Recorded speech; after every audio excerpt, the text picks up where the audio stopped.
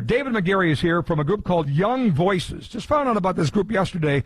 Love what they do and wanted to get his take on last night's debate. You see him on Fox News as a political strategist and commentator. David, thanks for joining us. How are you? I'm doing very well. Thanks so much for having me on. What is Young Voices? Young Voices is a talent agency that specializes in promoting young people up to age 35 who are involved in various policy and journalistic endeavors. And Young Voices helps us get out into the media and amplify our message.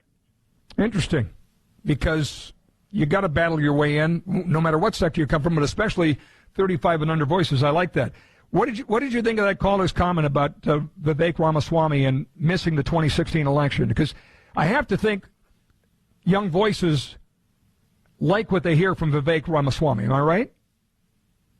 Well, I think, first off, I'll point out that there's actually a fair amount of ideological differences between our various contributors and writers and speakers and whatnot, which I think is a healthy thing for the organization. However, I think Vivek has a larger problem than his voting or lack thereof in 2016, which is that his message, and he's admitted to this, in many ways is aping Barack Obama's message as a young uniter. And I think that a lot of Republican voters are wary of people who sort of push this message of unity from the central government rather than more of a message of liberty or of decentralized power. Interesting. What do you guys think of that? Again, Obama, we've seen that movie. Do you think Vivek Ramaswamy is a Republican Barack Obama, Justin?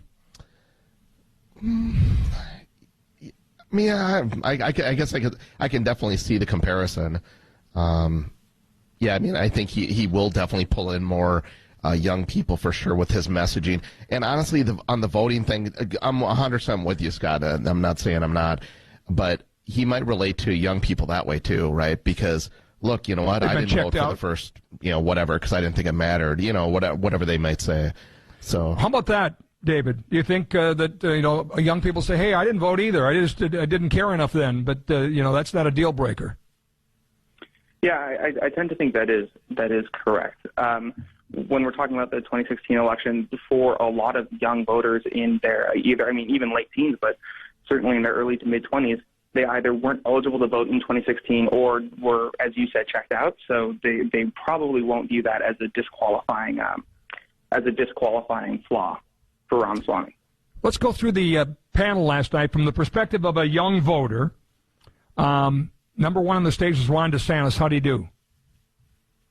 So I think Ron DeSantis, from a political perspective, most likely did much better. And I think we'll see that reflected in the poll simply because he spoke more than he did in the first debate. His biggest problem back then was just the fact that he was silent. And it was odd for someone who came into the race in such a strong position to simply shut up and let other people have conversations without him. And he was much more vocal. He obviously spent more time last night attacking Donald Trump. And I think that he got the message from the first debate that he needed to come off as more aggressive and more involved and more engaged if he wants to make up the difference in the polling numbers. You told us about Ramaswamy already. How about Tim Scott? How did he do last night with Young Voices? Yeah, so I think Tim Scott had the same problem that DeSantis had in the first debate, and he also tried to come out swinging, but I don't think it worked for him as well as it worked for Scott. Obviously, he had a dust-up with Nikki Haley that I think he got the worst of, and he sort of has this dichotomy where he wants to present himself as the nice guy, but he also sort of tried to get down in the muck and attack some of some of the other people on stage, and that sort of there's an inconsistency there that I don't know that voters will respond well to. Nikki Haley. I think overall she did do well again. Probably not quite as strong as the first debate. One thing I will say about her is that, or I'll say about the entire stage, is the entire stage was much more aggressive and there was much more infighting. And part of that I think was due to the debate structure and the moderators' questions and style. But the entire stage was much more focused on tearing each other down rather than talking about policies or ideas. Chris Christie was there to take a strip off of Donald Trump. From a young voice perspective, is the Chris Christie Trump thing playing well, not well? You know, I go to a lot of Trump events, watch a lot of these events. There are a lot of young people there. What do they think when Chris Christie's ripping on Donald Trump? Well, I think Christie's biggest problem is that today he sort of reverted back to 2016 form, where a lot of his statements and attacks just sounded pre-canned, like they were part of a script that he's reading off of, and I don't think that's going to resonate well with voters of any age. Governor Doug Burgum, what'd you think of our North Dakota governor? Yeah, I think he had an outstanding showing. He didn't get as much question time as I think he or a lot of other people wish, but I think he was focused on policies. He was focused on issues. He addressed the audience as if they were adults who could deal with facts and critically think through issues. And were he not polling, I think I saw he was polling below 1%. He would have probably have he'd probably have a much better shot at advancing throughout this primary. Listener says, Scott, the question I have is, can Doug Burgum make 50 points up in the polls? That's how serious this is. Can he make up 50-some points? What do you think? Can he?